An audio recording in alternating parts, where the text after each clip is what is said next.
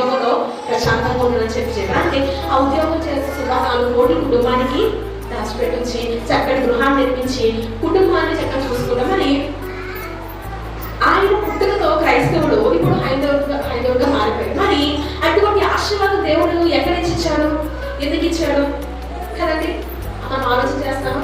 మరి అలాంటి వ్యక్తి క్రైస్తవులు ఎప్పుడు కూడా ఏడుస్తూనే ఉంటారు, రోధిస్తూనే ఉంటారు, దేవుడు అడుగుతూనే ఉంటారు, కానీ ఇటువంటి మార్పు ఉండదు కదా. వ్యక్తి నాకు మనసులో కూడా అనిపించింది, దేవుడి ఇచ్చే ఆశీర్వాదం ఎప్పుడు పడబోదు, కానీ మనుషులు కూడా సంపాదించుకునేటువంటి ఏదైనా కానీ ఎప్పుడు పోతుందో ఆ ఉద్యోగంలో నాకు పరిస్థితి మారిపోవచ్చు. వెంటనే మనసులో అనిపించి బయట అనుకోవడం మాట.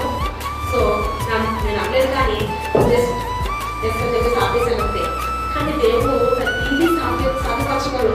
మనిషిని తీసేయచ్చు, ఆ ఉన్నటువంటి ప్రతి ధనమును కూడా ఏం చేయొచ్చండి, ఆ 4 కోట్ల 5 కోట్లు 10 కోట్లు ఉన్న జీరోగా మార్చేటువంటి శక్తి ఆయన లేదండి.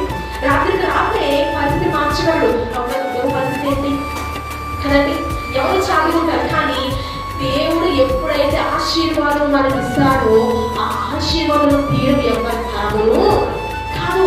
దేవుడు ఇస్తాడు, వెయిట్ చేయి ఆఖరి సెకండ్ వరకు మనం వెయిట్ చేస్తూనే ఉంటాడు. కానీ ఎప్పుడైతే దేవుడు ఆశీర్వదించడం మొదలు పెట్టాడో మన యొక్క జీవితంలో నిరాశ అనేది ఎక్కడ మనము చూడము.